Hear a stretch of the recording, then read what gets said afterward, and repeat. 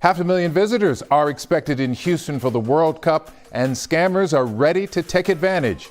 One Houston homeowner found out the hard way after offering rooms for rent. Now he's out of thousands of dollars. Joe Mercedes showed us what happened and how you can avoid the same trap. With a global event like the World Cup coming to Houston, demand for short-term rentals is already heating up. People from overseas are going to be looking for places and probably looking for places cheaper than the hotels. Frank Wyatt listed 2 rooms in his home, hoping to host international visitors. How quickly did you get responses?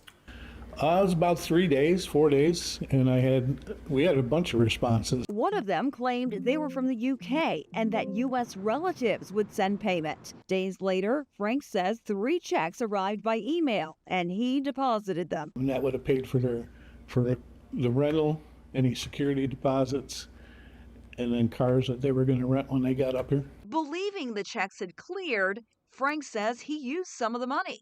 But soon after, a rep from the bank informed him the account holder put a stop payment on the checks, claiming they did not issue them. The bank asked me to come in, so I did, and they ran it while we were there and came up with these checks are frauds. And I'm like, what? By then, it was too late. The deposits were reversed. So how much total are you out now? With all the late fees and everything, we're at about $4,500. Cliff Steinhauer, Director of Information Security and Engagement with the National Cybersecurity Alliance, says scammers target events and they are getting creative. How is it that a check can look so legit and be fraudulent? E-checks are a thing. You only need the account number and routing number to make a deposit into an account.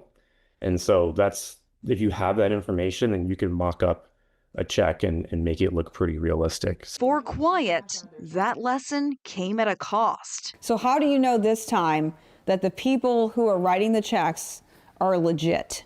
Because I'm not taking checks, it's cash only. Steinhauer says if you plan to rent your home for World Cup, it's a good idea to go through trusted sites like Airbnb or Vrbo, which have protections in place for renters and property owners. Cheryl Mercedes, KHOU 11 News.